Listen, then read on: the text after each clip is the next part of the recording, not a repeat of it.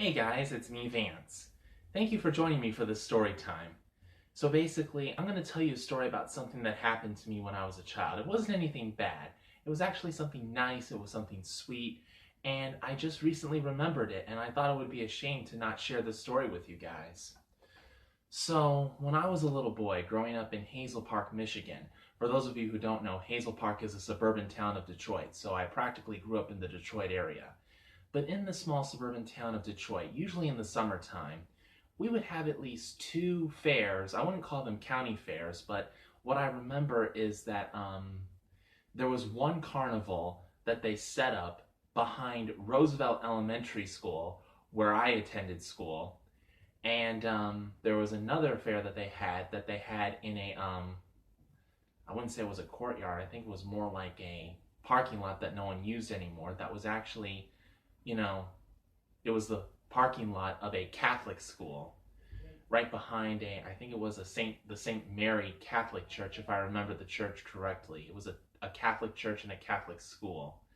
And my parents would take me every single time, when the fair was open, when I was growing up in Hazel Park. And on this particular event, I don't really remember all the details. I mean, I don't remember, what day this was. I don't remember if it took place in June or July.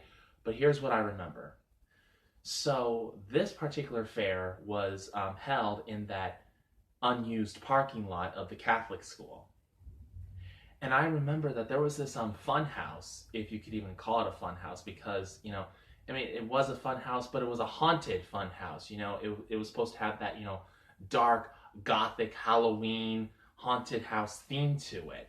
And I remember I went into this haunted fun house, and basically I wouldn't say that I was scared, because I grew up watching Universal Studios monsters and occasionally watched Wes Craven films like Freddy Krueger and Scream, the Ghostface Killer.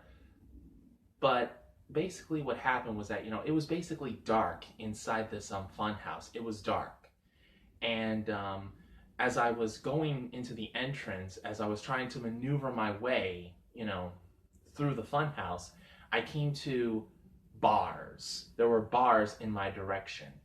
And basically, the music was loud, and the noises were loud.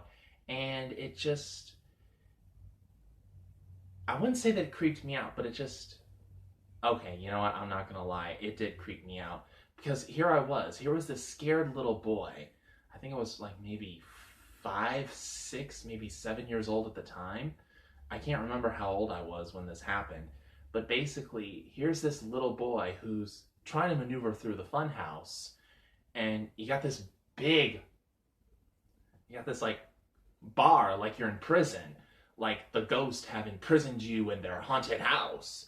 And I remember looking ahead of me, and I saw this like green, ghoulish, skeleton-like figure. It looked like he was playing piano, and so basically, I didn't know what to do, so I just basically turned around and I left the fun house. And I was telling my mother that, I couldn't find, a way through the fun house.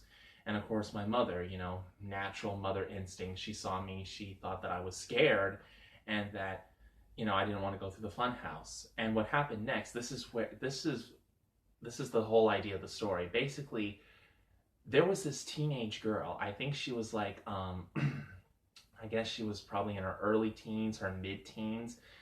I don't remember much about her, but what I remember from the memories I can gather together from this event, I think she was Caucasian. I think she had dark blonde hair, and I think she was wearing like a white shirt, and I think she was wearing like short jeans, blue jeans, short jeans. Now I could be wrong about everything that she's wearing, but that's what I remember. And she volunteered to guide me through the fun house.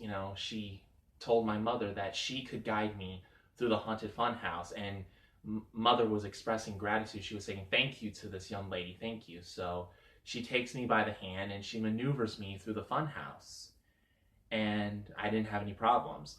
What I remember is that the problem was that I didn't think to move to my right to see if maybe, there's an opening to this barred area, as if I was trying to be kept out of the haunted house. I didn't think to move to see, okay, here's an opening, here's where I can go through. Well, because, it's so dark in there, you can't see anything. You can only see the lit up ghouls and goblins and ghosts that are chuckling like crazy in a sinister manner. And, what is a kid supposed to think? So, yeah, I was just remembering this, and I just thought, that was a very sweet thing that she did for me, I never saw her again after that, but, it's just... But what I do want to say is that if she is on YouTube, and if she's watching this right now, I want to express my gratitude to you. I want to thank you for doing that for me. I mean, that was so sweet of you. I mean, I don't think anyone else would have done that.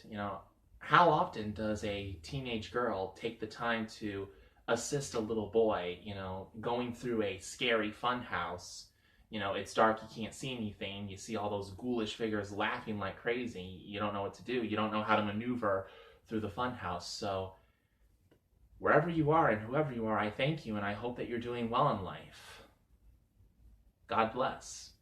I just wanted to share this story with you guys, so let me know what you thought about this story. Leave your comments in the comment section below. Thank you for watching, and God bless.